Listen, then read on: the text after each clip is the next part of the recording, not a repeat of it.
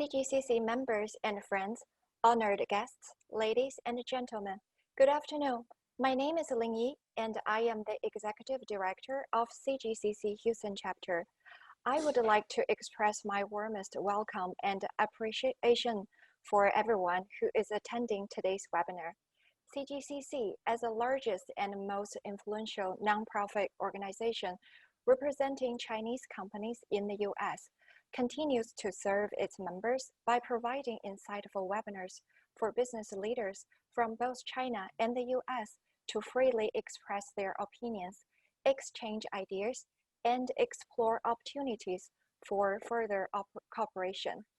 Before we start, I'd love to grab your attention by announcing a few of our upcoming events. CGCC and the CGCC Foundation have launched their Experience 2020 photo contest. The contest runs from August 5th to November 23rd, and it aims to showcase the individual and the collective experiences of Chinese and American business communities throughout 2020.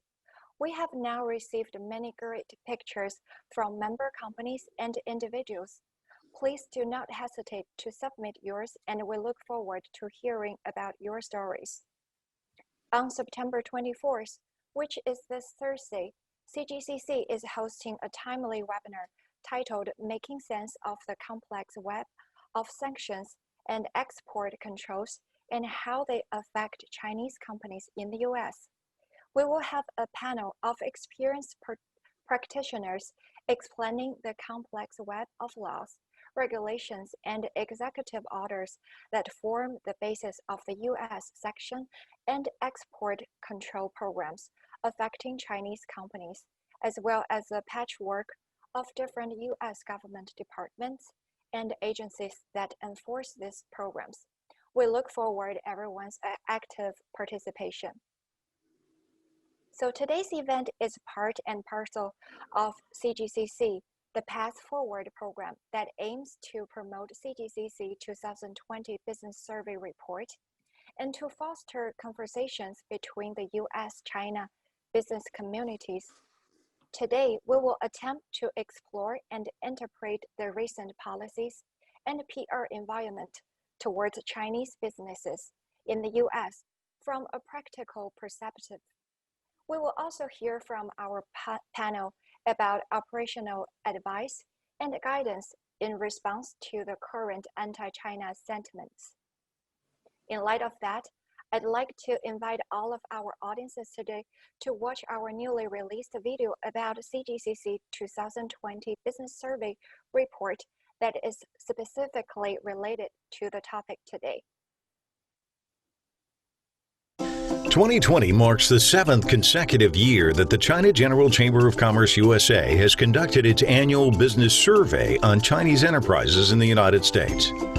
The survey provides a broad understanding of Chinese investments in the U.S. and the vital role they play in the overall bilateral business relationship. The survey is based on data collected from around 200 Chinese enterprises. The respondents' operations span a broad range of 10 sectors based on the Global Industry Classification Standard. The respondents' headquarters are located in 19 states, with subsidiary offices and facilities across the country.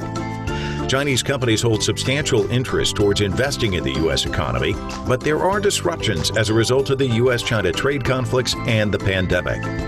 So for many surveyed, 2019 marked a 5-year downturn for companies' growth and profitability.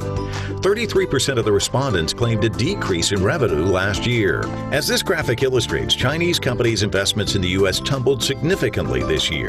You can see the percentage drop is almost double from the previous 2 years.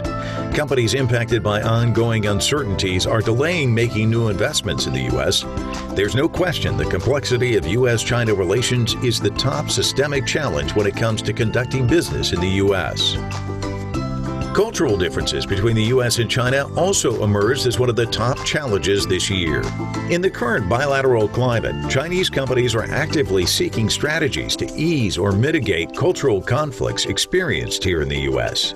Sadly, most companies are not expecting these difficulties to fade away anytime soon. Despite these challenges, 80% of respondents report satisfaction with the overall business environment in the U.S. They appreciate the nation's innovation capacity, legal environment, and financing efficiency. Over 2/3 are optimistic about the U.S. business and investment environment throughout the next 2 years.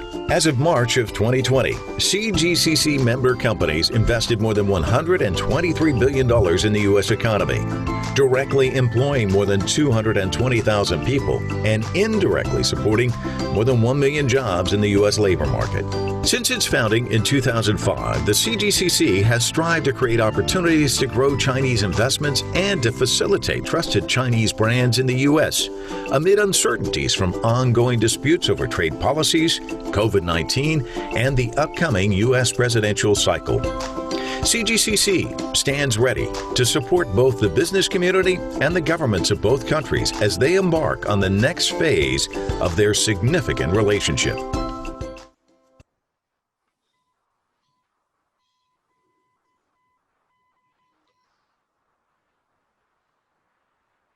Now, let us begin by listening to a few opening remarks from Mr. He Jianzhong, the chairman of CGCC Houston, SVP and head of Houston office, ICBC. Chairman He, please. CGCC members and distinguished guests, ladies and gentlemen, good afternoon. Thank you for joining us for our CGCC 2020 Path Forwards event series. It is the 7th consecutive year we conduct the annual business survey on Chinese enterprises in the US and present our latest research data to our members and friends. On behalf of CGCC, I'd like to take this opportunity to thank all member companies who participated in this year's business survey and helped make it informative. I would also like to welcome and express our deepest appreciation to Mr. Yuqiang, Mr. Charles Foster, Mr. Mark DUVAL, Mr. Jiang Feng, and our moderator, Mr. David Firestein, for joining our panel today. Your achievements and dedication to your respective field are both extraordinary and noble. Your presence today presents your ongoing commitment to sharing knowledge and building bridges, especially David and Charles from the U.S China Foundation, who have been dedicated to advancing U.S. China relations through active programs and promoting the notion that a constructive relationship between the two countries serve a vital interest of the United States, China, and the entire global community. While this event is conducted virtually, we hope today's discussion can bring all of us one step closer to finding peace and opportunity for collaboration, growth, and sustainability between the two largest economies in the world. As in previous years, our 2020 business survey highlights both the challenges to and the vitality of the Chinese business community in the United States. Roughly 78% of the people surveyed claim that they have been negatively impacted by the ongoing U.S.-China trade war. And over half of them have suffered from the anti-China rhetoric and fallout between the two countries during the pandemic, with key challenges being supply chain management and cross-border exchanges.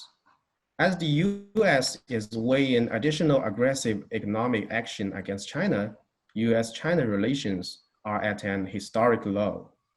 In areas which CGCC Houston operates, our member companies, mostly in energy and chemical engineering industries, have been facing due challenges posed by both the escalating restrictions and significant transition towards clean and alternative energy.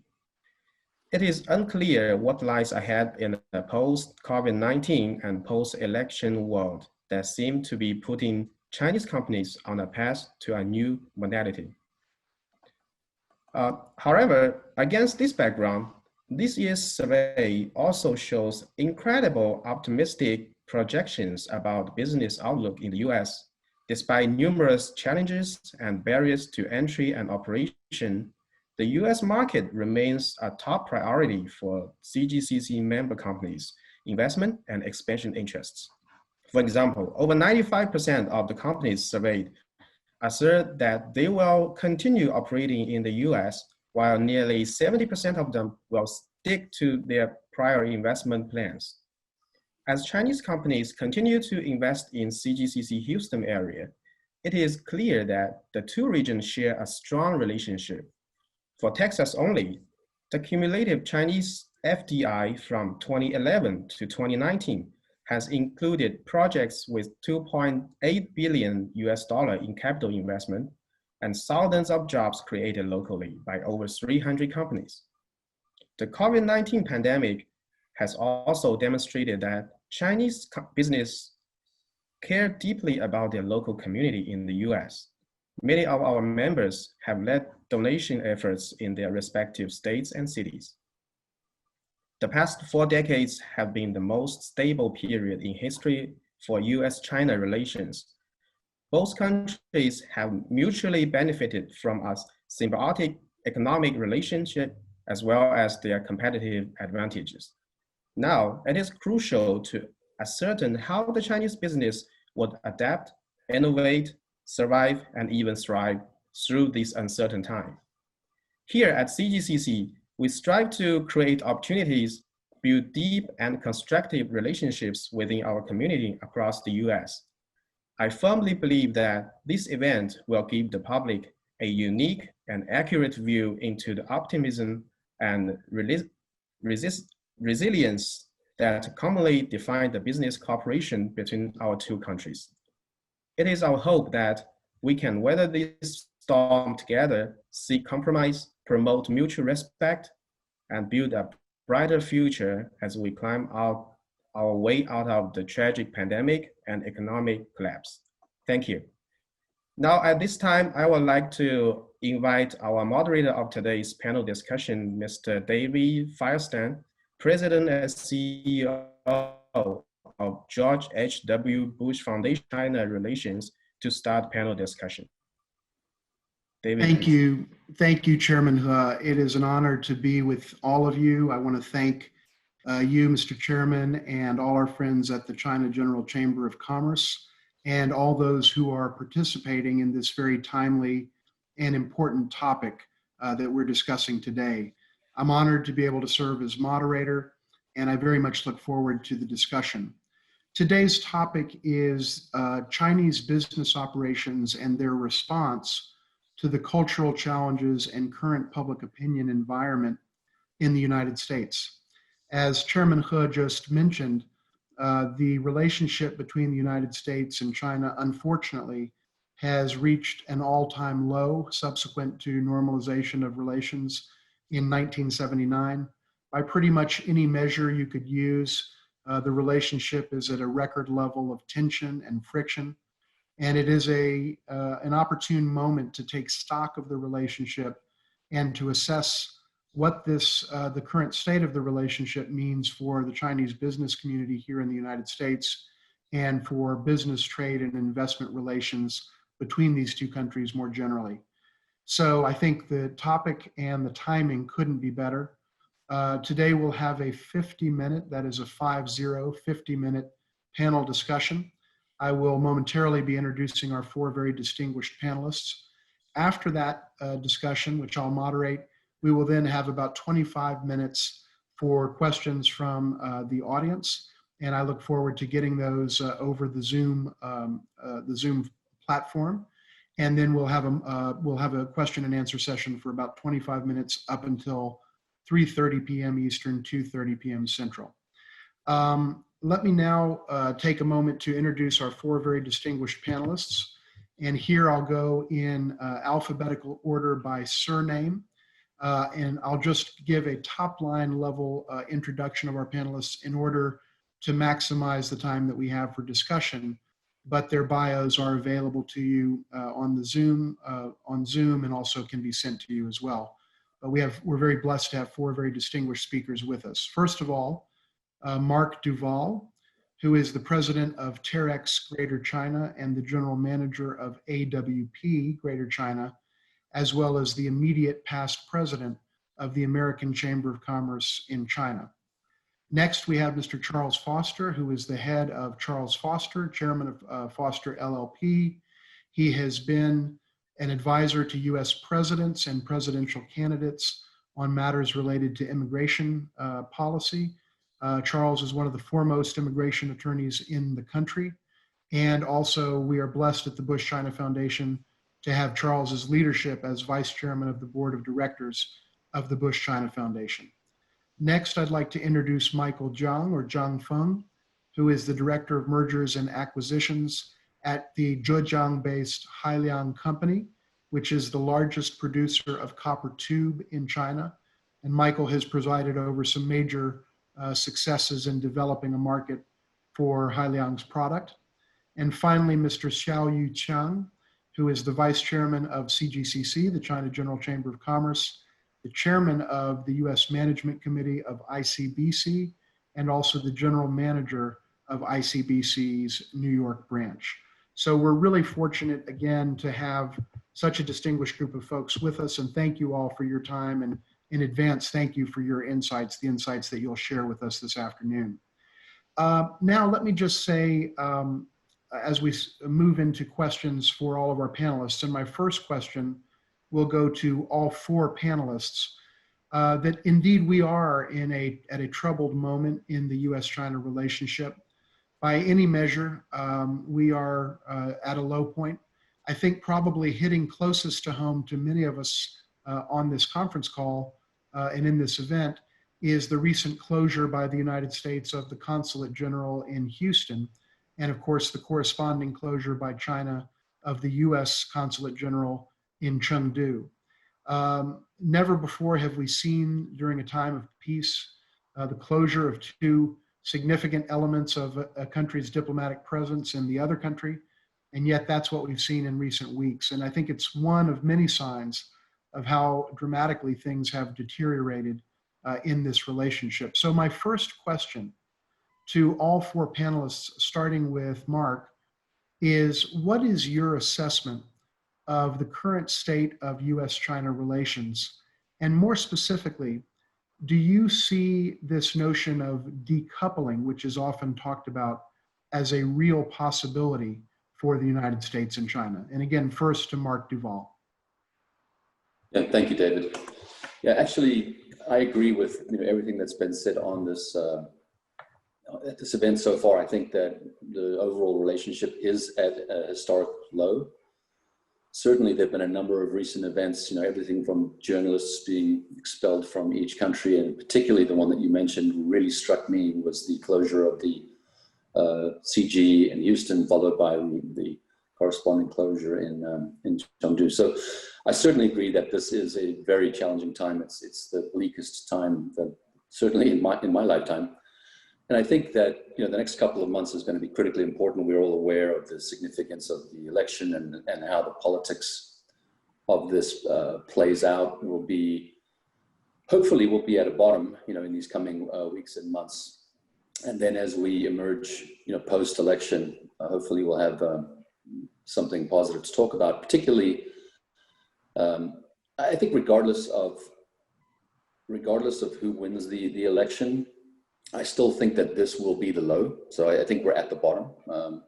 Obviously, you could debate that for days and weeks and months, but my sense is that unless something crazy happens, we're currently at a bottom. Hopefully, we can come out of that. At the same time, though, in terms of decoupling, I think that decoupling is here to stay. Not in terms of a permanent divorce or separation or anything like that, but I just think we're going to see increasing fragmentation around technology, data particularly, and sectors that you could link in various ways to national security interests, whether it be medical devices or essential, you might call them essential supply chain needs. So, and this is not just an American thing, it's not just a China thing. I think we're going to see it increasingly in Europe, particularly Germany. So I think, it all ties into globalization. It ties into what's happening around the world, but particularly with regard to U.S. China, unfortunately, I do think, some level of decoupling, fragmentation is here to stay. And what I'm most interested in is how this might play out in the financial sector, and particularly since, on this panel, we've got some distinguished financial leaders. I'm particularly interested to see how a decoupling or a fragmentation in the global financial networks might play out. But I guess that's the topic for another conversation. Mark, thank you for that. And I want to go to Charles, but before I do, I just want to ask one quick follow-up question, because you made a very important point, that in your judgment, you think that decoupling to some degree is here to stay. And just to clarify, before going to Charles, do you think that even in the event of a Biden victory, that decoupling is here to stay, even if there is a change in U.S. administrations? Yeah, I wouldn't use the word decoupling. I think of it as fragmentation. I think we're going to see, a fragmentation of the global systems that we have today, whether it's geopolitical, whether it's the institutions, the post-war institutions, whether it's technology standards. I do think we're going to see increasing fragmentation globally of systems, of standards, technologies. I think that's here to stay. Whether you call that decoupling, I would not use that term. I would use the term fragmentation. Great. Thank you very much, Mark. Charles, you have been so active in building bridges for decades between the United States and China, going right back to the very beginning, 1979, the Houston Consulate General, Deng Xiaoping. Charles, what is your take on this question? Well, thank you, David. I want to thank everyone else. I'm a pleasure to be with you. And I would also agree with everything that's been said. Mark said it very well. I'm a little bit more optimistic. I see, it's hard to see how things will get any worse, but I tend to believe that they will between now and the election. A lot of this is, of course, is driven by American politics. President Trump is doing everything he can to distract from his own failures in leadership on combating the coronavirus and other issues, and trying to blame China, or for that matter, just about anybody else. So it's got to it's going to get better after the election, whoever is elected. I think if right now we'd have to say that it's more likely that Vice President Biden would be elected, although far from sure. If he's elected, he's made one important statement, and that is he doesn't believe in the tariffs. He would drop the tariffs. So that would be a step in the right direction. Number two, we would end our development of policy by tweets. I think we would go back to a more normal, traditional relationship and how we dealt bilaterally with China. And I think the temperature would be lowered a great deal, and there'd be less tit for tat. So I'm somewhat cautiously optimistic on the issue of decoupling. I think China, to use this overworked expression about too big to fail, China is just too big of a market, too big of an economy for us to decouple. And I think after the election, wiser heads will prevail. Even if should Trump be reelected, which is certainly possible, Trump is sort of a business guy, pragmatic. He could very well turn on a dime and go back to working with China in a number of areas. But I would be more optimistic for U.S. China relations with the election of Vice President Biden. Charles, thank you. I want to come to Michael and then to Yuqiang on the same question of decoupling or fragmentation. And I think Mark's point is a good one, that it really is, decoupling implies something that's bilateral, purely bilateral, and it may also imply a kind of finality, whereas fragmentation, I think, implies something that is, as Mark rightly notes, is maybe a more accurate description. And I do want to ask Michael and Yuqiang about that, but let me also just make one observation that I think is too little noted, and that is that when we talk about fragmentation, and I won't dwell on it for purposes here, but I just want to make this point. What we're really talking about is a historic first in the history of the United States, and arguably in the history of the global economy in its modern form, and that is a rejection of the very construct of comparative advantage. That's really what we're talking about here. That at least under this administration, the notion that there is a principle of comparative advantage in international trade is now under assault. And that's at a core level, I think, what we're dealing with. It's really a fundamental challenge to the very construct of international trade. That said, Michael, I do want to ask you, what is your take on the issue of where this relationship is and whether we're moving in a direction of decoupling or fragmentation? Well, thanks, David. I think today is a globalization society, so all the major economies are very high cross-linked. So as a number one and number two economy, U.S. and China won't be easily decoupled. So if we peel off the political layer, China and the U.S. are very good business partners. And to U.S., China is a big market for example, for agricultural products, aerospace, semiconductor, and medical devices. So it's China is a big customer for U.S. and vice versa to China. U.S. also covers 20% of China's exports annually, which makes U.S. China's largest customer. So I saw the data from January to July 2020. The total trading amount between China and the U.S. only dropped like 3.3%.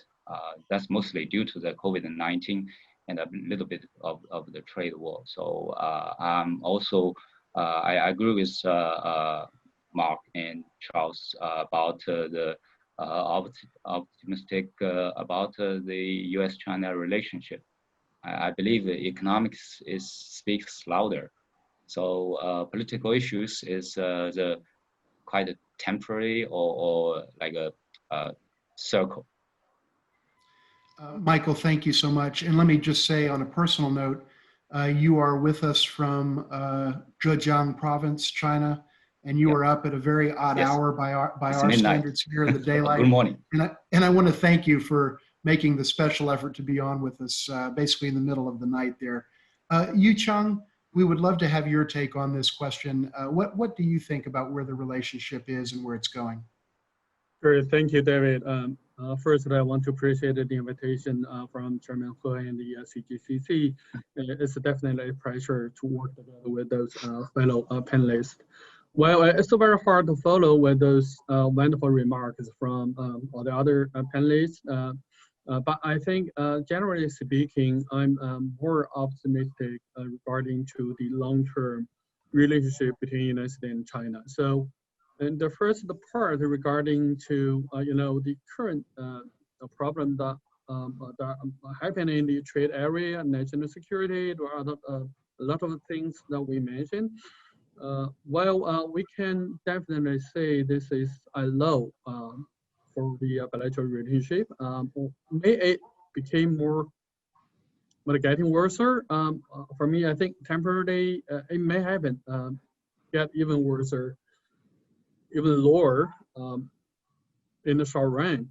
But from long run, and the first, as a economist, we all believe in the free economic and the market rules. Market principle indicate that the problem will resolve itself from long run. And the second is it's very easy to identify from long run. There's no beneficiary regarding the decoupling for both sides. So I do not believe that will be the ultimate goal for everybody to move it forward with the decoupling or even have the initiative to start the decoupling. So generally speaking, I'm more optimistic, and in my business working with all the United States Fortune 500 or with all the business community over here, I do believe most of the business people and business companies were more in the positive side, looking forward. It's just a matter of when and how with the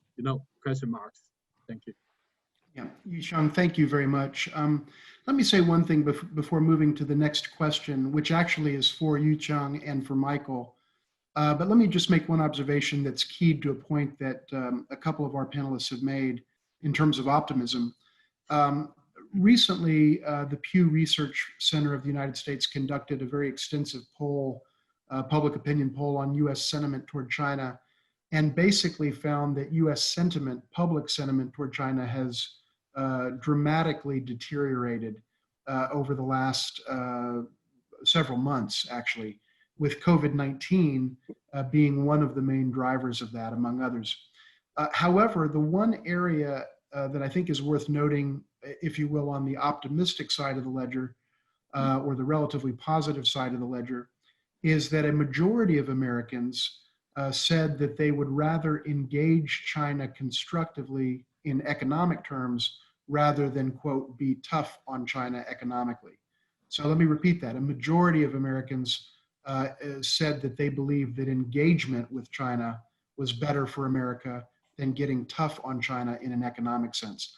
That is an outlier in the data from the Pew Research Center, which came out about 3 or 4 weeks ago.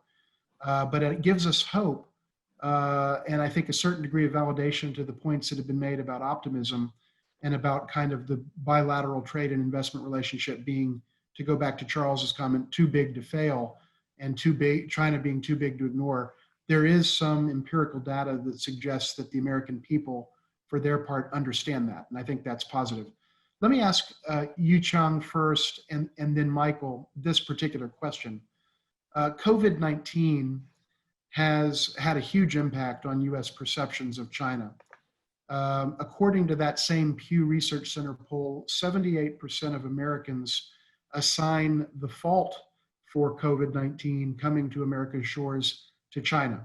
Whether or not that is a fair assessment, or whether one agrees or doesn't agree with that narrative about China's culpability regarding the COVID-19 crisis, how has COVID-19, Yuqiang and also Michael, affected your corporate operations here in the United States? Have you felt the impact of that? Right. Thank you, David, bringing this a very pretty important question, and also the information that you mentioned regarding to the investigation. Well, frankly speaking, I think the COVID-19 is a very hard situation to everybody in the world. It just never happened before like this, and not in my career. And I want to take your question in two sides. I've been thinking that as well regarding the current negative impact to China, or some China investment, or anything related to the COVID-19. Some information, or I think is pretty misleading and frustrating regarding to the COVID-19. As most of the people knew, for the I remember in the past but it's probably back in January when Chinese government alerts the United States for the information of the COVID-19. Well, in the U.S., it's only one, I don't remember correctly, but one or several identified cases in the United States. So, and then right now you see there's millions of cases identified over there. So it's huge difference and a huge impact to the United States community. So the two things I want to mention specifically regarding to our business operation and the effort over here. The first is, I think, well, generally speaking, negative impact had been actually happened. We all believe there's, from our observation, there's no, I do not see any, could be any helpful or has been any helpful in pointing fingers on each other, seeing how they happen. So, but I don't think that have actually made our life any easier here in the United States. On the other side, it's quite impressive since the happened of the COVID-19 at the beginning of the year. The one side, the Chinese community and Chinese company like ICBC, we have the guidance from the headquarters, and as a local community member, we have done a lot. Actually, we're taking it very seriously. So, from our operation, that so far we have no any single identified case in our office. I'm knocking on the wood. Well, I do work together with U.S. companies and the CGCC members. ICBC has donated and trying to be, responsive corporate member of U.S. community, local community. We have donated millions of the equipment, including like the N95 mask. And I found that our U.S. partners in the, all those Fortune 500 companies that we work with is very responsive, and we work closely together to confront the COVID-19. So, generally speaking, I think that this effort make actually the people realize that in corporation, that's more important to work together to confront the COVID-19 rather than trying to point it on the figure on together. So with that impression that work with the United States partners, I and CGC members believe that we will definitely survive, and we'll get the situation better and better with the continuing effort to fight the COVID-19 situation. Thank you. That's great. Thank you so much, Yuqiang, for that. Michael, what is your take? What has been your experience in terms of the impact of COVID-19 on your business operations? Of course, I agree with Mr. Shaw. There had been some misleading on blaming China as a source of COVID-19. Fortunately, in our case, there's not much impact in our daily business in the States, as we are a cover tube manufacturer. So we have a distribution center in Iowa, and have a small facility doing light manufacturing in eastern of Illinois. It's a very traditional business model, and we currently have more than 150 employees there, over 200 customers, and all over the states. So the business was slowed down a little bit due to the COVID-19, but we did not have any issues with our U.S. employees or customers for this kind of blaming. And in the beginning of the pandemic, we support our U.S. staff and entities with all the necessary equipments and masks. And also we have an ongoing project in City, Texas, which is a new copper tube manufacturing facility. The construction is going on very well as per schedule since last October we started. And however, because of the travel ban order, we have difficulties to applying the travel permits for our engineering staff to who need to come over to states to set up the equipment. So in this case, there will be some delays on our plan to ship those equipments from China to set up the machines with those staff. Therefore, the progress of this project will be delayed a little bit. But other than that, we don't have any issues. Great, Michael, thank you for that. And I want to go to Charles here momentarily on the topic of immigration policy. But before that, let me just make one point that I think should be made in this context of COVID-19, and that is the U.S. President Trump, obviously, and his top deputies, Secretary of State and others, leveled very hard-hitting criticism on China for basically, in their words, knowing how deadly the virus was, but not sharing fully information with the public that could have helped the public prepare. And then, of course, we find out from Bob Woodward that that is exactly what President Trump did, that he knew the virus was deadly, as he himself stated on audio tape to Bob Woodward, and then, in his own words, downplayed the virus and the severity of the threat. And I think, quite frankly, that shattered all U.S. credibility to speak in a critical way about the actions of other countries where we did exactly the same thing in this country at the presidential level.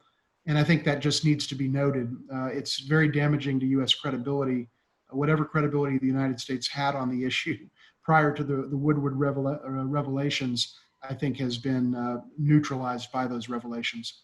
But Charles, let me just ask you, You know immigration policy inside out. It's been your career for decades. You have advised presidents and presidential candidates on immigration policies. Can you walk us through the impact of the Trump administration's immigration policies on the Chinese business community and on U.S. China trade and investment ties more generally, and even on the bilateral relationship? Because as you know better than all of us, there have been some incredible changes in U.S. immigration policy under this president. Yeah, of course, David, this is what I do, so I'd like to do so. And actually, just picking up on what Michael said, he already indicated that it had our policy has had a slight impact on his company's ability to bring over individuals. So broadly speaking, this administration, this president, without reference particularly to China, has had a very tough policy on immigration. As I like to point out, tougher on legal immigration than he's actually been on undocumented immigration. So I'd like to talk about that very quickly, and then how that impacts China. The two or three big things is that the president on April 22nd by executive order made a ban on permanent immigrant immigration through employment or through family. And that's going to have some impact on those individuals, be it from China or elsewhere, seeking permanent residency abroad through employment sponsorship. Interestingly, if a person is in the U.S.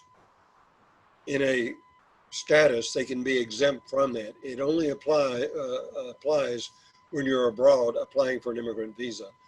More significantly, on June 22nd, the president issued a proclamation banning the issuance of temporary work visas. Now that does have a big impact on China. So if Chinese companies want to, as every member company of CGCC has employees that have been transferred here in L1 status and H1B status and other temporary work visa statuses, but primarily L1 and H1B. Those visas are now banned. The proclamation runs through the end of the year, and I think that's significant. 2 points. One, there's an exception. It's called a national interest exception, and we're very successful in getting waivers. You can still apply for a visa abroad if you can show it, there's a national interest. And we found that consular posts have been somewhat receptive. That's another problem. Due to the pandemic, all consular posts in China and elsewhere have been shut down. And so to get into a consular post, you almost have to show an emergency. Those posts are gradually reopening, but they're going to have a significant backlog. Another problem. Again, if you're in the US, you're exempt from that plan. So we're able to extend L1s, H1s, change status from a student to an H1B under certain circumstances and so forth. Another big issue is the impact of the pandemic that Michael referred to. So we have effective with China and certain other nations, a ban on Chinese nationals traveling to the US unless they've quarantined. One way you can get around that, which we do, is having a Chinese national go to a third country that's not subject to a ban. It's not precisely a ban on Chinese national, but it's a ban if you're coming from a country that's subject to the quarantine. So for example, recently we've had Chinese nationals, we're working with Chinese nationals with a very well-known Chinese artist that need to install a major work of art for the opening of the Kinder Museum. By going to a third country and remaining there 14 days, you can avoid that ban. That's one thing you can do. I think after all of these bans will expire at the end of the year. And again, irrespective of who's elected, I expect some of them to go away. Certainly they'll go away under a new president. Biden, I'd be shocked if he continued the ban on legal immigration that President Trump instituted. So I could go on, but I'll stop right there. Yeah, Charles, thank you so much. Really appreciate that. And you know, the immigration policy piece of this is very directly connected in just the ways that you've described to the U.S. China business issues that we're discussing. So really appreciate your perspective. Mark DUVAL, let me come to you with a question. And I'm cognizant that we have maybe about 20 minutes left and just a few questions I want to try to go through, maybe more in a rapid fire way with getting all of you in. But first, a question for Mark. You've led the AmCham China, American Chamber of Commerce in China. You're the immediate past president. I know you have intimate familiarity with the concerns of the U.S. business community in China. But let me ask you this: to what degree have recent tensions and disputes between the United States and China soured US-based US companies about working with US-based Chinese companies? You know, we often hear, and kind of the narrative in the United States is about the difficulties that American companies have navigating the Chinese landscape. But what are the impacts that we're seeing now in terms of how companies here in the United States are thinking as they think about engaging with Chinese commercial entities? Do we see a perceptible impact from this deterioration in the overall relationship? That's a great question, David. I think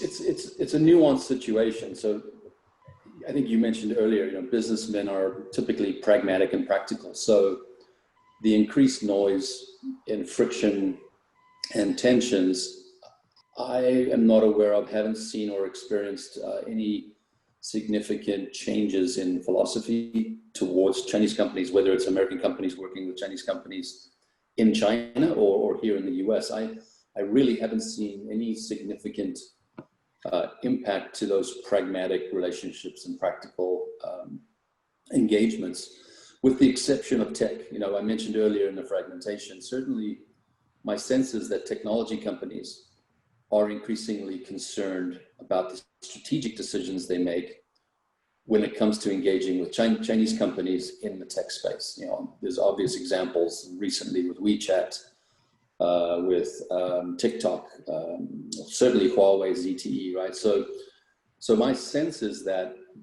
generally speaking, there hasn't been any material impact on the relationships or even the practical engagement between companies, with the exception of the tech sector, where people are increasingly concerned about strategically where do we end up. Great. Mark, thank you. Thank you very much for that. Let me ask a question for all four of the panelists. And let me just say, by the way, thank you so much for the tremendous insights. This is a great session, and really appreciate your thoughts. Here's a question for all four of you.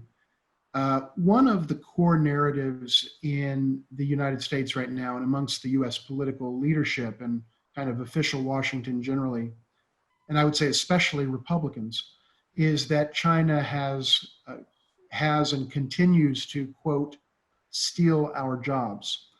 And I want to ask all of you whether what you think of this argument, whether there is validity to it, whether it is overstated, or just overall, is there merit to the argument or the idea that somehow China has stolen our jobs?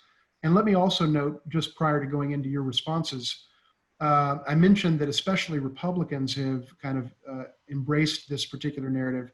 One of the things that also came out of the Pew Research Center polling data that I cited earlier is that there is a very significant partisan divide in perceptions of China.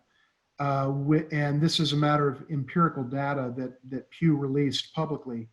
There is between a 20% and 40% differential between Republicans and Democrats on virtually every single issue that was asked about relating to China. So on overall unfavorable versus favorable views, who's to blame for COVID-19, is China an enemy or merely a competitor? Whatever the question, the minimum Republican Democratic disparity is 20%, and often it hovered at 40%. So we are seeing an unprecedented divergence in perception along partisan lines in this country. And that's why I note that the Republicans have been more pronounced in their laying out of this argument. But back to the question, and maybe starting with, let's start with Michael, and then we'll go to Yuqiang, and then Mark, and then Charles. Do you think there is any merit to the notion that China is somehow inappropriately stealing US jobs? Well, in my opinion, it's a mutual benefit model. For example, international trade is an exchange of advantages.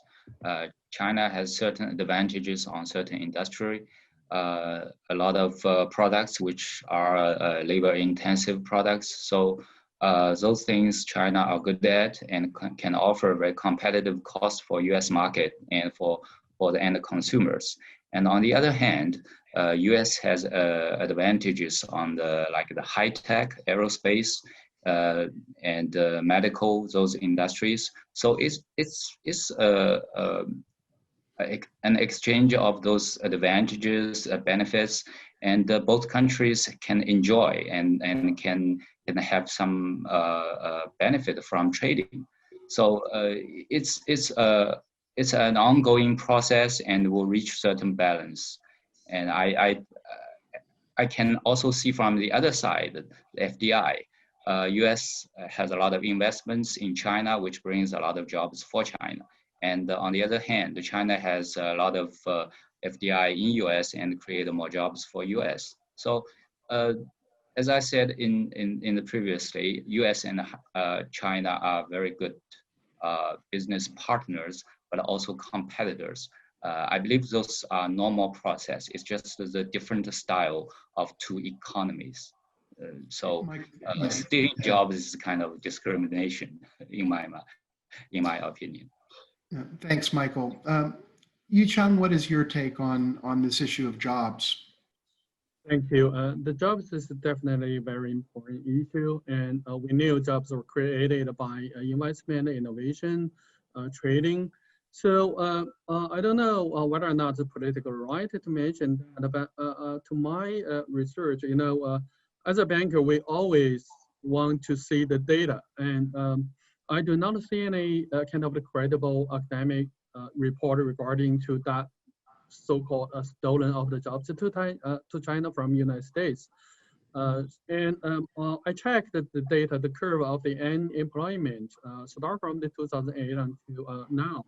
So we can see is basically the curve of the economic growth were in line with the employment rate improvement here in these days. Meanwhile, with the more deepened cooperation between United States and China, we're actually in line. So we have the lowest level in last year before the COVID-19, basically 3.5% is almost the full employment. And it's gradually happened until now. Why I want to mention it because in the United States, we have about 160 million total jobs.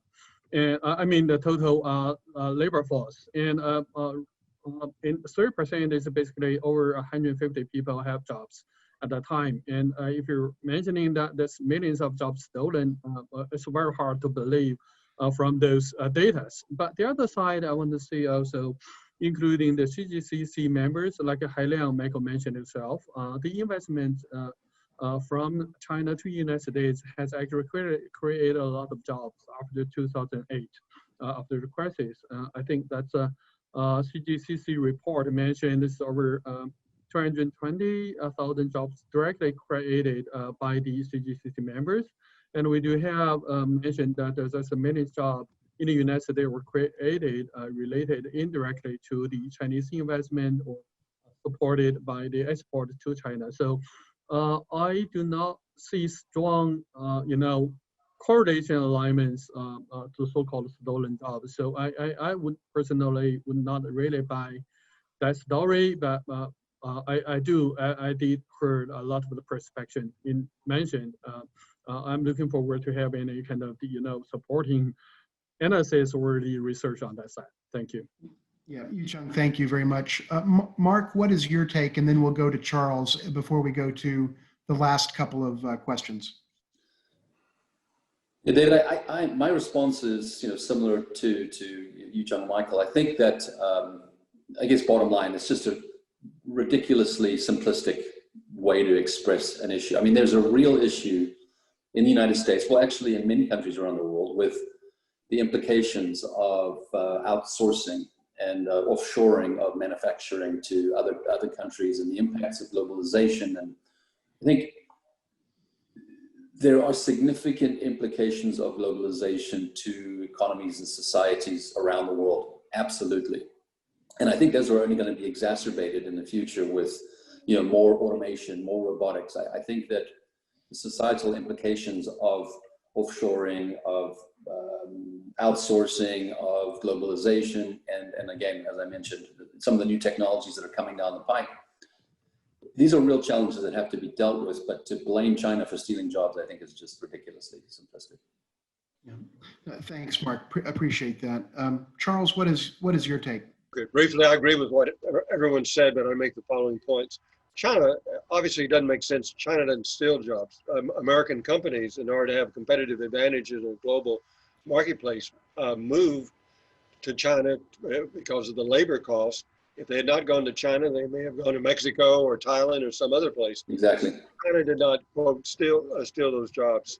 Secondly, it's hard to say that it had such an adverse impact. After all, President Trump was just a few months ago bragging that we had the lowest unemployment rate in American history. If it really had been that devastating, the American economy, again, quoting President Trump, had never been stronger. It makes you wonder, if they had stolen all of those jobs, how could we have such a low unemployment rate with such a strong economy? That's right. And the other thing is, and Mark alluded to, that's technology. More jobs have been lost through technology, through automation, everything we're familiar with, than the actual moving of jobs abroad. But I think to the extent that we do impose restrictions and make it more difficult for U.S. companies to manufacture in China, for example, many of those jobs will not come back to the U.S. to begin with. They may go to Mexico or some other place. So I think that's a gross exaggeration, and it's just part of the political rhetoric. Charles, thank you. And let me just say, I have to say a couple of things. First of all, I think your point is so well taken that there is a fundamental contradiction between two positions that President Trump himself has taken. One is, just as you said, that, just to paraphrase, that China has destroyed the American economy by perpetrating the greatest theft in the history of humanity, in his words, but literally the same day tweeting that our economy has never been stronger, our unemployment rates have never been lower, the stock market, for that matter, has never been higher, and the list of metrics that he himself has used goes on. There is an inherent internal contradiction in those arguments, and I think you're absolutely right to point it out. Let me also point out that another contradiction is around the stock market and Wall Street. President Trump blames Wall Street for being greedy and outsourcing jobs on the principle of comparative advantage, but in the same day and in the same breath, tweets that the stock market has reached an all-time high on any given day. And again, there are just some profound inconsistencies, intellectual inconsistencies in the arguments put forward by this administration. One other thing I just want to say, it needs to be said when we talk about jobs and U.S. China trade, is that under this president, the U.S. Annual merchandise deficit with China has reached an all-time record level. Under this presidency, the average annual U.S. merchandise deficit with China is higher than all previous presidencies in the history of the United States of America. Under this president, we've logged the two highest U.S. deficits with the world, the number one and the number two highest deficits that the United States has ever had, dating back to July 4th, 1776. Under this president, U.S. manufacturing jobs have been lost, not recovered. Under this president, the United States is giving farmers an income they don't need or want with money the United States Treasury doesn't have, an outstanding definition of socialism if there ever was one. And under this president, thanks to the tariff policies, all consumers in the United States are paying up to $1,500 more for stuff at Walmart and Target than they were 2 years ago. That is the factual record based on Trump administration data that is in the public domain. And any notion that somehow these policies have been good for America is not borne out by the empirical factual record. And I think that needs to be said.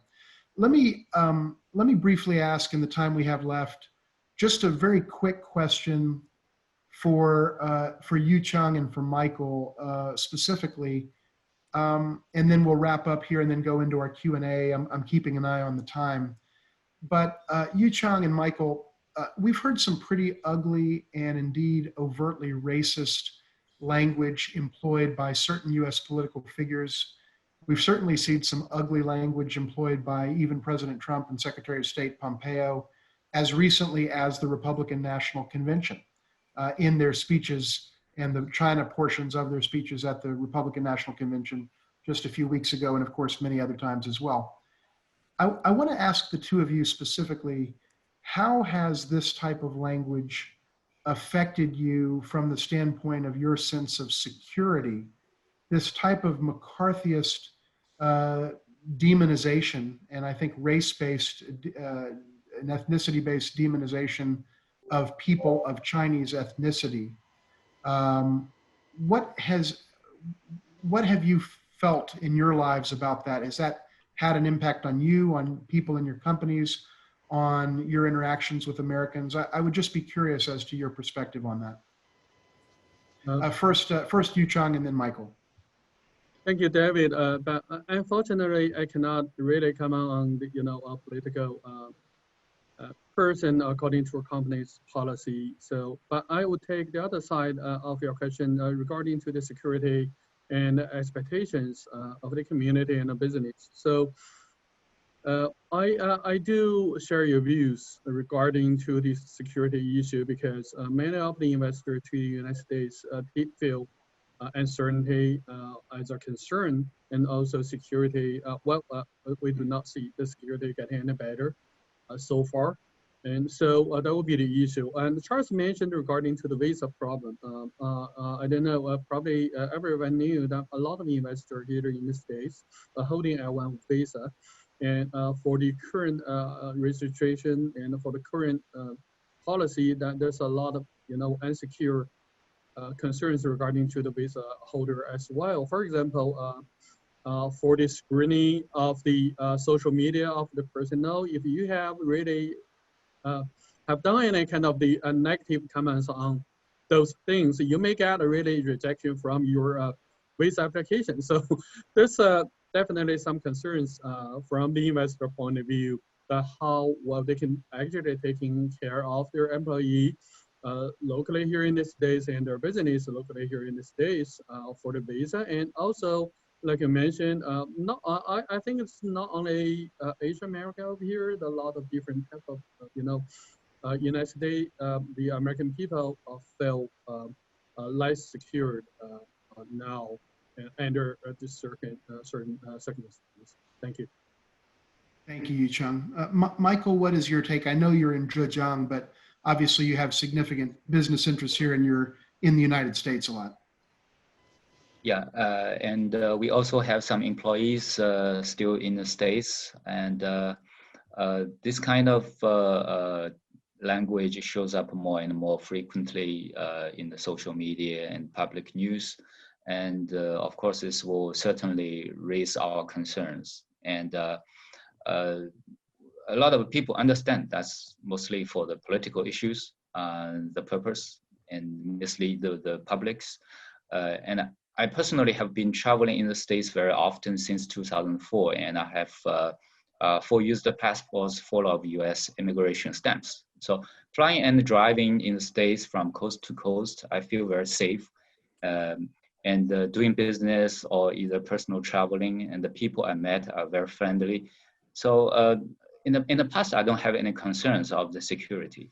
Well, of course, under today's COVID-19 circumstances, people are very stressed or panic about the virus, and our lifestyle has been greatly impacted. Therefore, we understand there will be certainly some concerns of this safety issue. So we have alert our people for less traveling and limit the time out of the homes or out of the field on the field, just to limit the travel for safe sake. Yeah, thank you, Michael.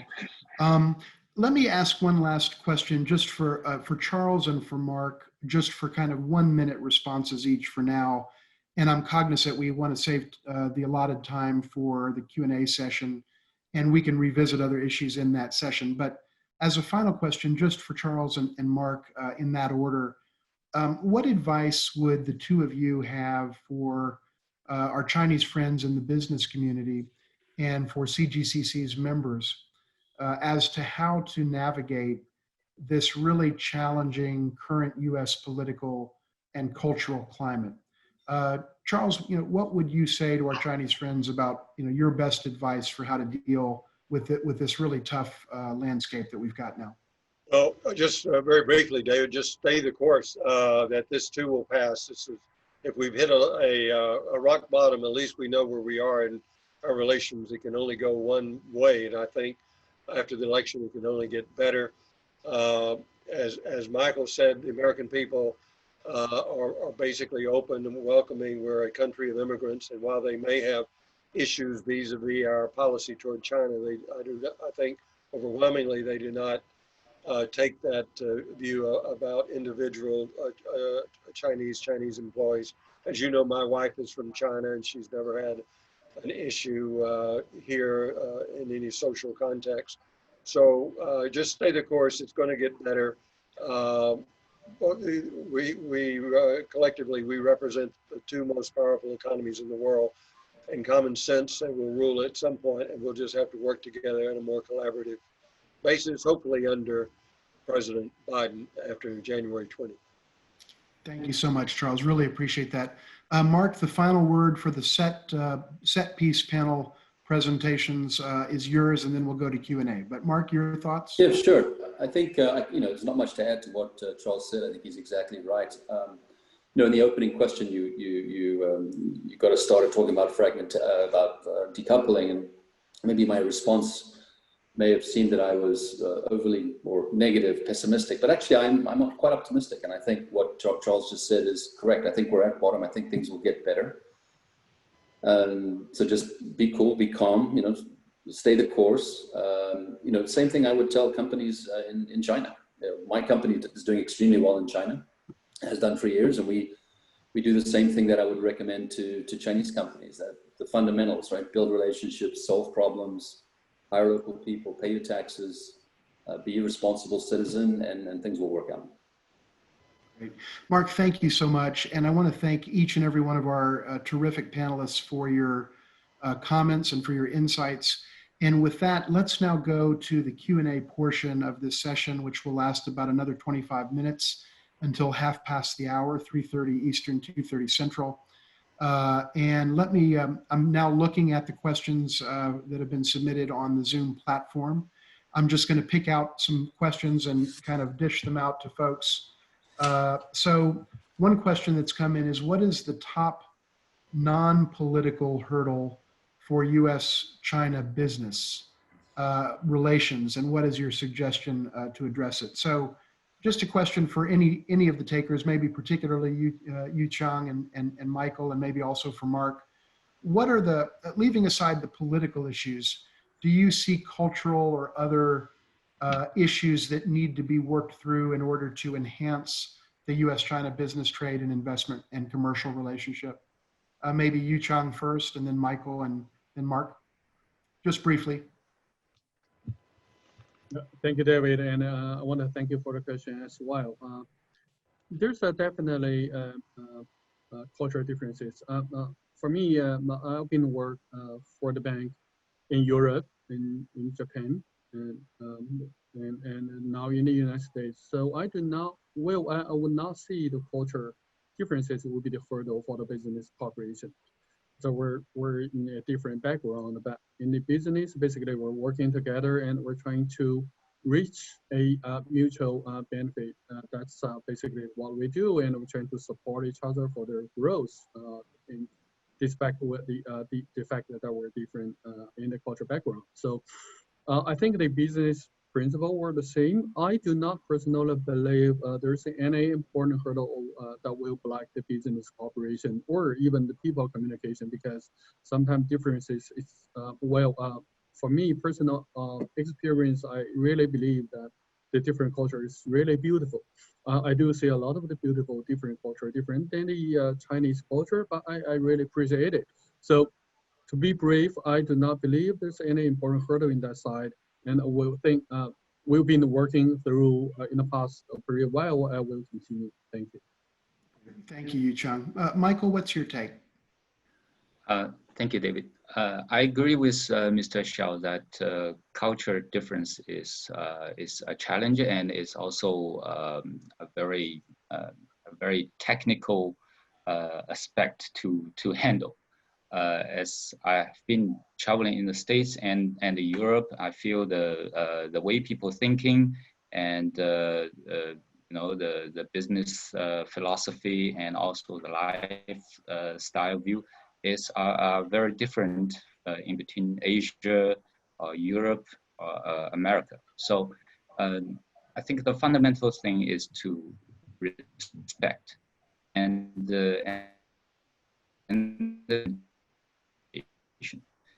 we have has Western living experience, so those people can be the bridges. That's what we do in our European entities and American entities, to make them the bridge between different cultures. So I believe that's a good thing to improve the communication, the mutual understandings. Thank you. Michael, thank you. And actually, rather than going to Mark or Charles right now, let me ask a different question for everyone, maybe starting with Mark and then Charles, and then perhaps Michael and Yuqiang, if you'd like. We have a couple of questions from the audience on the topic of WeChat and TikTok, which obviously have been in the news in a major way, with the U.S. taking a much more restrictive approach to these applications and their availability in the United States. What are your thoughts on the current situation with WeChat, with TikTok, and perhaps the broader issue of how the United States is taking a much more restrictive posture toward Chinese high-tech platforms? Mark, could you start us off, and then Charles, if you want to weigh in on this as well, and we'll see if others want to as well. Sure, I'm happy to give that one a shot. It's a tough one. And it's not really clear to me what the policies actually are or will be. These seem to be executive orders that still have to work through clarification as to what it actually means. But I guess if you step back, my take on it is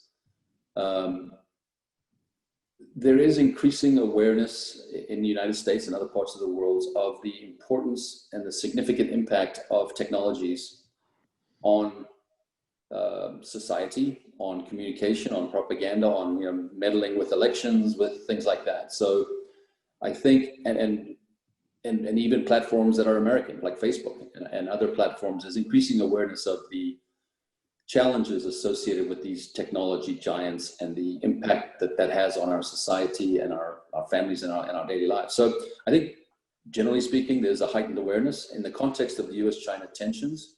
I think WeChat and TikTok become, scapegoat is probably the wrong word, but become easy targets to say, well, wait a minute, if Facebook's not allowed in China, then why should WeChat be allowed in America? Right. And so there's an element of reciprocity, there's an element of paranoia, there's an element of anxiety about the uses of propaganda. And in the current situation that we're facing in the US today, I'm not surprised to see it, but I haven't got my head fully around it. So I can't really help provide any enlightenment more than those random thoughts. Thank you, Mark. Charles, do you have a perspective on the whole WeChat, TikTok cluster of issues? I'll just be very brief. I do think certainly there's a political element. Mark made a good point. There's a reciprocity element. Again, living in sort of a Chinese household, I'm very familiar with the WeChat issues, and that it's, in a way, we're cutting our nose off to spite our face, because everyone doing business in China is on WeChat. We have this large diaspora of millions of Chinese who use WeChat, and I think I think the Trump administration has greatly exaggerated the security risk. They're making a forced sale of TikTok, and even the Wall Street Journal yesterday condemned that. as in terms of the nation, of the U.S. government forcing the sale of a private enterprise for reasons that, for good or bad. So I think it's political, but there is this reciprocity issue that should be wiser, cooler heads should look at that and work through these issues. And hopefully we can do so in the future. Yeah, Charles, thank you so much. Michael, Yuqiang, any comments on, from your perspective on WeChat and that set of issues? Right. Thank you. If I can echo the comments from Mark and Charles regarding to the WeChat as well as the TikTok issue. So I want to give quick two comments. The first, that this is very un-Euro. Because like Charles mentioned, that's the enforcement to a private company to sell the companies is rarely happening in the history, and how gonna definitely from long run impact how the investor will do their business here in the United States, and everybody will definitely looking at the deal. Well, the second point I want to make is this actually beyond the TikTok and WeChat. We will survive without TikTok and WeChat. But the question will always be who will be the next.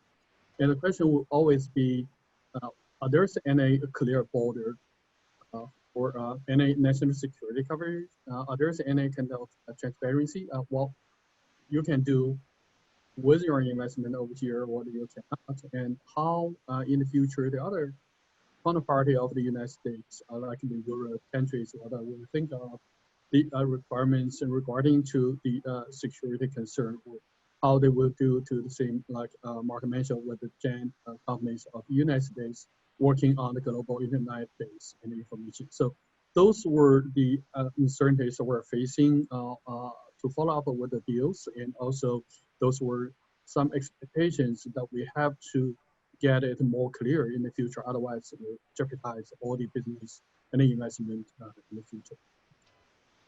Thank you, Yuqiang.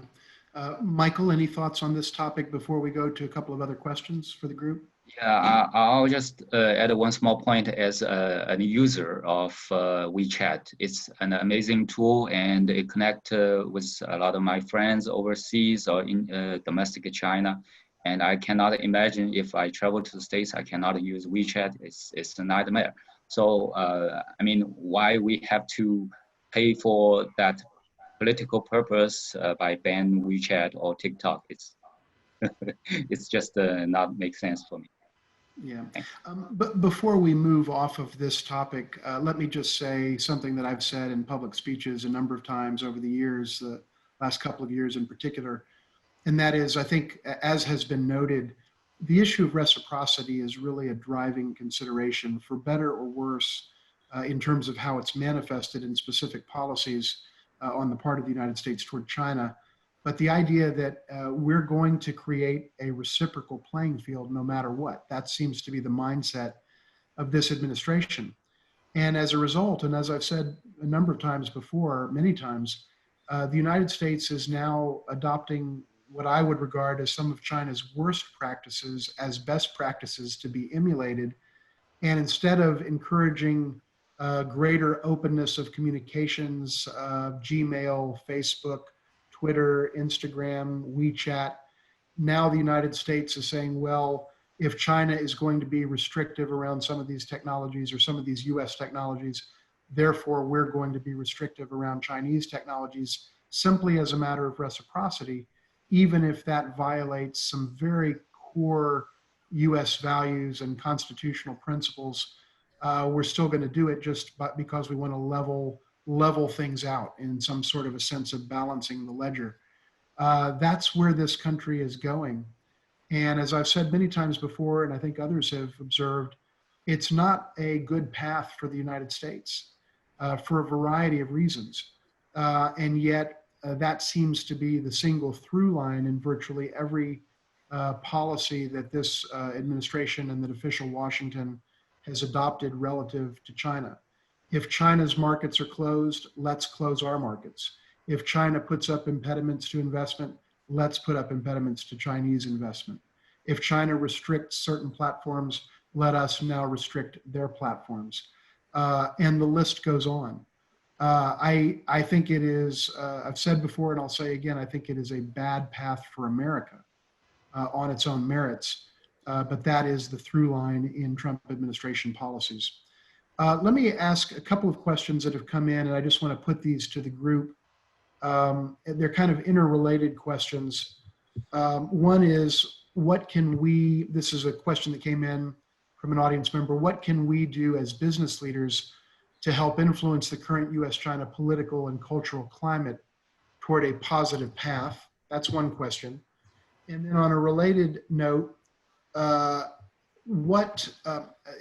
question about the CGCC survey, which was referenced at the outset, noting that a substantial majority of members are maintaining or increasing their investments in the United States despite the deteriorating policy environment. What is driving that? And a question for Michael specifically, why did you, Michael, why did your company, Yuqiang, make the decision to invest in Texas at this uncertain and challenging time? So just questions around where the optimism, or at least the sense of perseverance and sticking with this market, even though it's a challenging time, where is that coming from? And issues related to that. Michael, would you like to maybe start that one off, and then we'll go to Yuqiang, and then to perhaps Mark, and then Charles. Well, talking about the reason we come to the States for investment, it took us about 12 months to do the due diligence, to visit 6 different states and a lot of industrial parks, and gather a lot of data, do a lot of discussions. So we basically build a model for all cost factors, key costs like labor, energy, and incentives, tax, logistics. So we put that together and build a model to evaluate whether which place is the best for our business. And we also do a comparison with our major competitors in North America to see whether we have any advantages on the automotive automation, or on the labor efficiency, on the overall cost. So we finally locked city as a home of our cover tube plant. Then we found the cost could be very competitive comparing to our existing competitors in North America. And we feel it's the best way to push the U.S. China relationship to an optimistic direction is to demonstrate a successful business model in the States. So we want to be one of that model. Thank you. Great. Thank you, Michael. Yuqiang, your thoughts? Thank you. Yeah. I'm sorry. Thank you. I think that for ICBC, our commitment to the United States market is very clear. And we're the largest bank in China and in the world. And we're the beneficiary of Chinese open market policy, and also the revolution, as well as the globalization of the economic. So we've been hosting, together with the CGCC, investing in the United States for a couple of years in Washington, D.C. We're trying to attract the Chinese investment into United States. We are very motivated by basically as a part of the globalization, ICBC as a financial services business, we're working all together with our clients globally rather than purely only in the China. And as our largest bank in the world, we did cover over 50% of the U.S. Fortune 500 companies were the clients of ICBC. So we have all the motivation to work with our clients here in the United States and with the, all the other countries in the continents, and we have to work with them and with all the aspects. And I think the Chinese market for financial industry is very committed as well with the new open up of the financial industry. I see a lot of the U.S. companies or our peers banks like JP Morgan or Morgan Stanley, they were all newly granted the new license by Chinese government in Chinese market for the investment banking business. So generally speaking, I do see closing ties between the business corporation from the financial industry, and they all covered all the industries. And I believe that will be the pattern in the future. We'll continue to work together, and that is the commitment for ICBC, and also the how and why we think it's very important for us to be in the United States and work with our clients and trying to promote the business cooperation. And the question related to how that we think we can do together to change I may not say the change, or at least trying to make the environment and cooperation getting better in the future. I would say that basically I've seen a lot of the efforts from the business cooperation community, and I believe those efforts already been considerable and already been positive to any future the guarantee of the cooperation and to refuse the decoupling from long run. And back to the United States community, I believe the United States community is the strong partner of the Chinese business investment locally as well, to work together, trying to improve the situation. Thank you. Yeah, Yuqiang, thanks. Given the time, let me do one thing real quick. I just want to address one question that came up, and then give the last couple of comments to Mark, and perhaps finally to Charles, because I'm cognizant that we're almost out of time. One question that came up that I'll just briefly answer myself, taking the prerogative as the moderator to do so.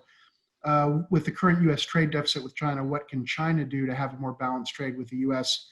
I think the main point that I want to make here in the limited time that we have is just to say the United States and China have had a mutually beneficial trade relationship for decades. That being said, it is absolutely true that it has been an asymmetrical trading relationship, and that Chinese markets have not been nearly as open to American goods and services as American markets have historically been to Chinese goods and services. That is absolutely indisputable.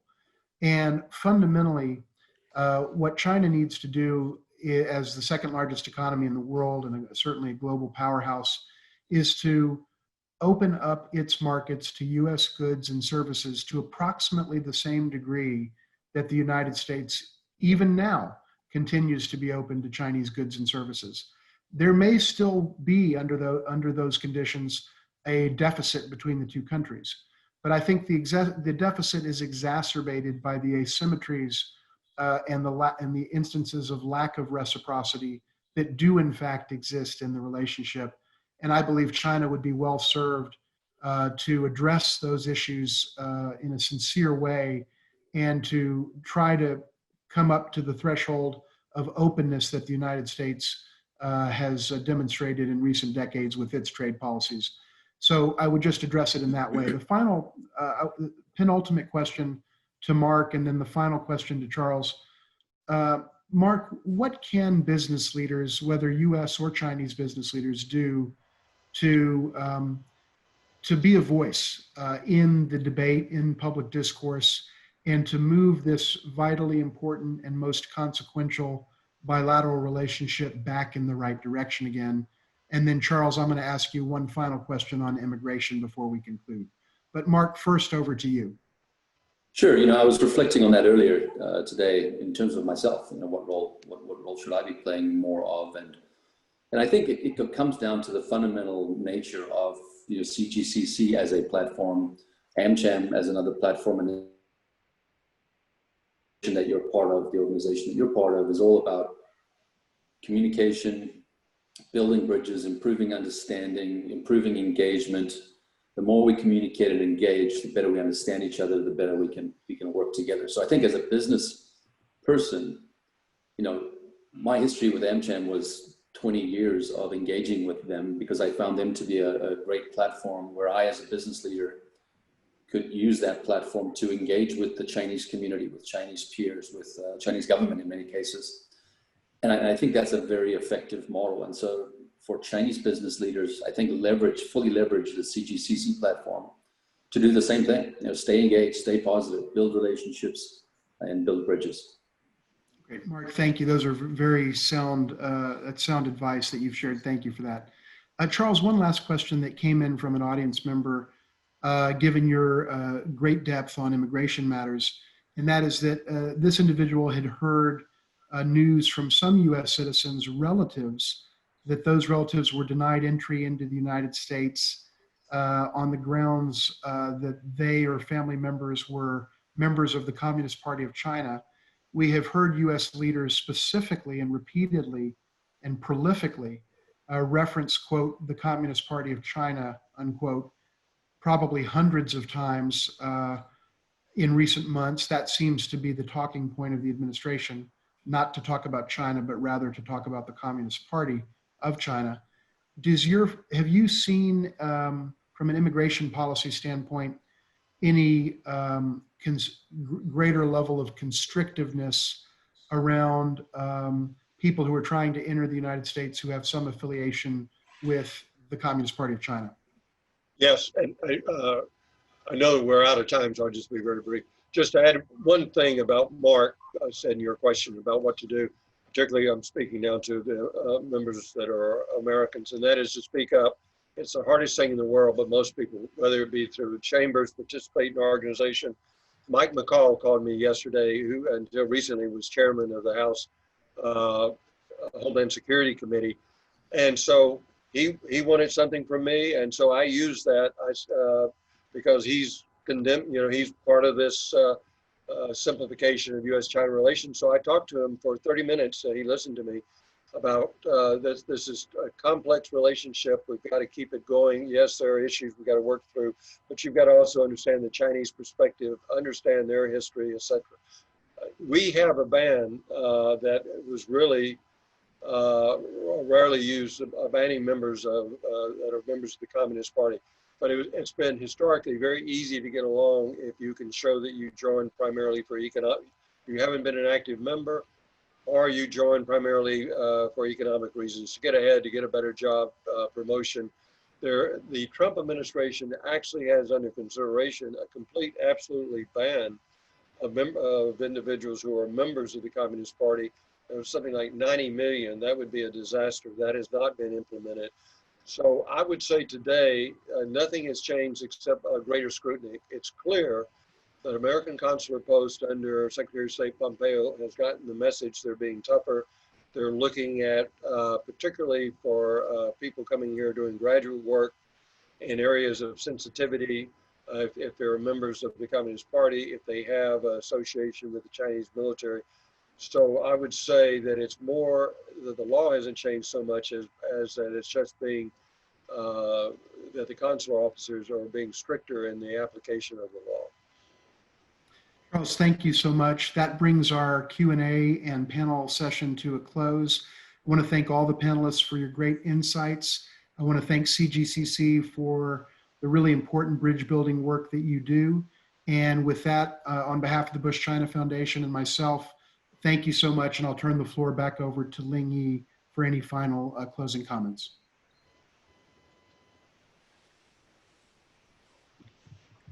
Thank you very much, David. Thank you all very much for sharing your insights and experience with the group. It was quite an informative and inspiring discussion. And I hope that the perspective and conclusions drawn from today's discussion will spark open and candid communication between both sides. 2020 has been a critical year for businesses as well as the policymakers. And I believe will continue to significantly impact the trajectory of U.S. China relations. I'd like to conclude by saying that CGCC is committed to facilitating cooperation, building trust, and represents the interests of its Chinese and American members as they seek to expand their operations and investments in the United States, as well as cross borders. So together, I'm confident that we can seek a brighter future by increasing the level of mutual understanding, leveraging on our strengths and overcoming our weakness. So again, thank you all for making your time in your busy schedules to join us today, and stay safe. Have a wonderful rest of the day.